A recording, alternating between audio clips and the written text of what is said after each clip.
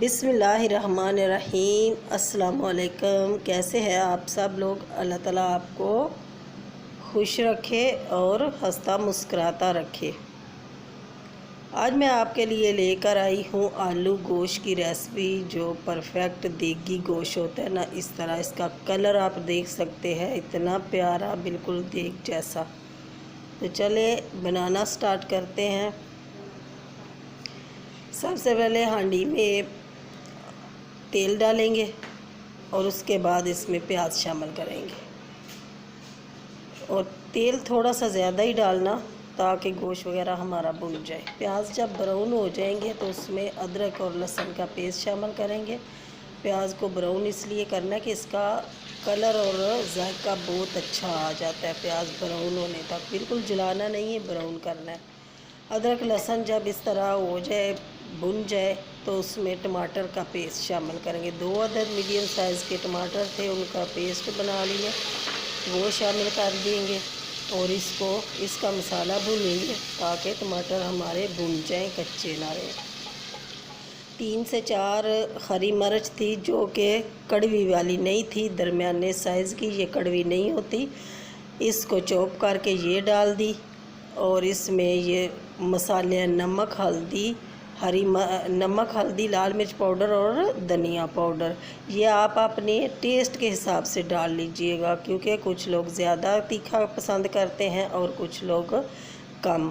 वैसे तो कम ही खाना चाहिए, क्योंकि गर्मी बहुत ज़्यादा है, तो तीखा इसमें अच्छा नहीं लगता। अब थोड़ा सा पानी डाल के इसका मसाला भून ले। जब इस तरीके से मसाला भून जाए, तेल ऊपर आ जाए, तो उसमें आलू शामिल कर लें। और आलू को भी हमने भूनना है।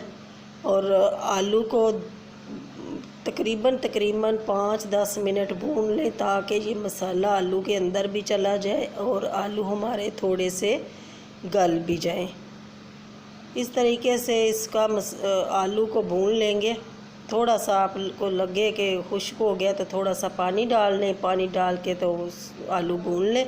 जब आलू भून जाए तो उबला हुआ गोश्त इसमें शामिल कर लें। और उबले हुए गोश्त में थोड़ा सा नमक डाल के मैंने उबाल लिया था, ये शामिल कर लें। और फिर इसको मज़ीद भूनें, आलू को और गोश्त को मज़ीद भूनने से ये क्या होगा, जो प्याज वगैरह आपको नज़र आ रहे थे ना, वो सारे घुल जाएंगे। अब इसमें 1 प्याली दही शामिल कर दें। दही से भी इसका जायका और टेस्ट बहुत अच्छा आता है। दही शामिल कर लें, इसको भून लें। जितना आप भूनेंगे ना, उतना ही इसका जायका और कलर में कलर बहुत ही अच्छा आएगा।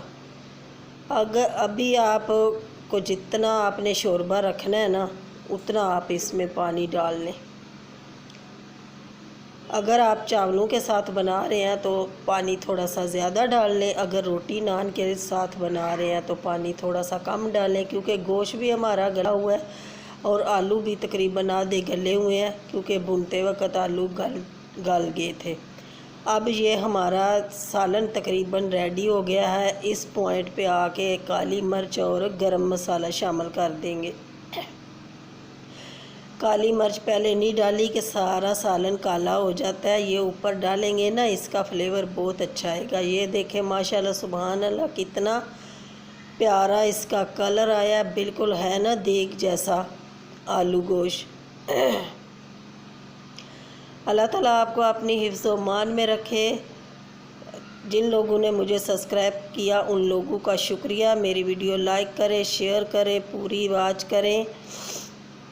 और मैं इसी तरह आपके लिए आसान रेसिपी लेकर आऊँगी। अब इसी वीडियो के साथ इजाज़त चाहती हूँ। मिलते हैं दोबारा नई वीडियो के साथ। अल्लाह हाफिज़।